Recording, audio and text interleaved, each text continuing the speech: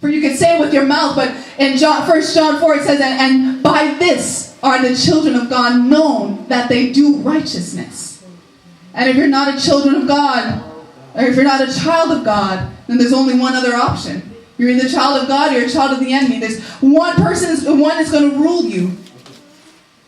And you'll know which one it is by your actions. So Paul commands us to put away these things and to be kind one to another, tender-hearted, forgiving one another, even as God, for Christ's sake, hath forgiven you.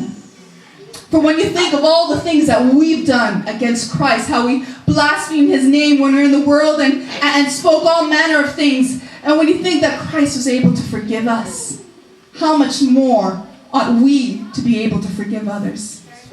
Stand with me this morning.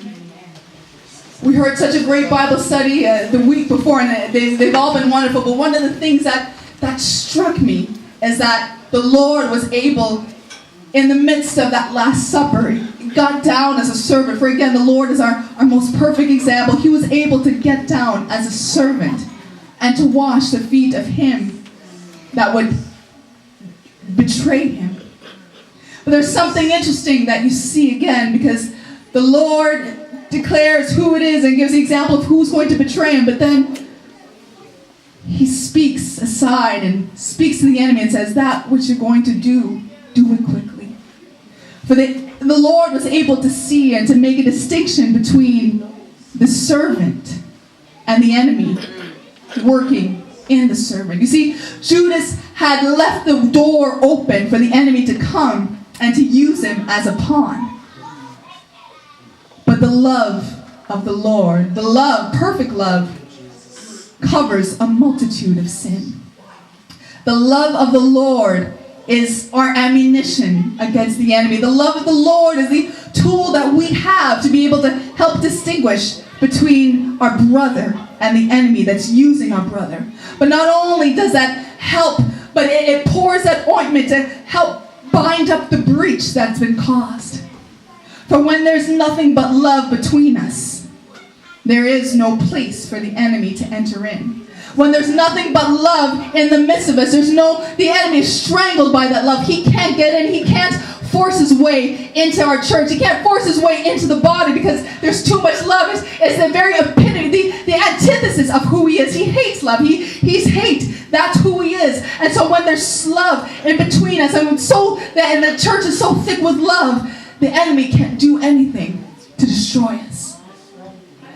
But the choice is ours. We have the choice to either give place to the devil, to give place to the enemy, or to bind up the breaches with love.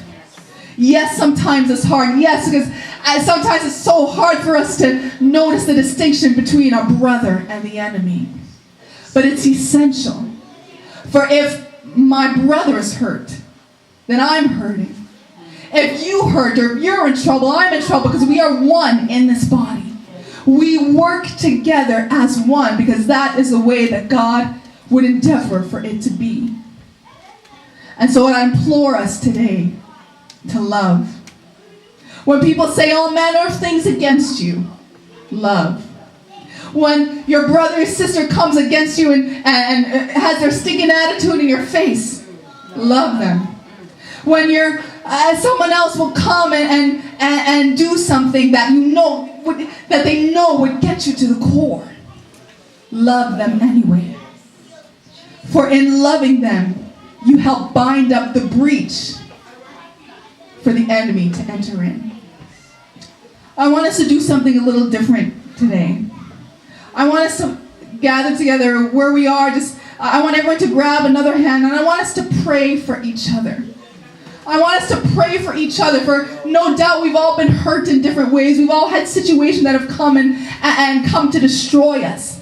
But the Lord is calling us to love one another. And so I want us to pray for one another today. I want us to lift up our brothers and sisters up in prayer. I want us to to put each other before the throne this morning. Pray for the person on your left and the person on your right. But I want us to join hands and bind together so that the Lord can use us to love people. For that is our purpose. We are servants, as we heard in the beginning. We are servants, and our whole vocation, our whole purpose is to serve. It's not to serve ourselves or not to big up ourselves or to promote ourselves, but it's so that we can encourage our brothers and sisters. As verse 4 says, forbearing one another in love. In other words, supporting one another, lifting one another up in love. And so I want us to take the hand of the person that's next to you, and I want us to bind together in prayer this morning. Bind us together, Lord, bind us together with cords that cannot be broken.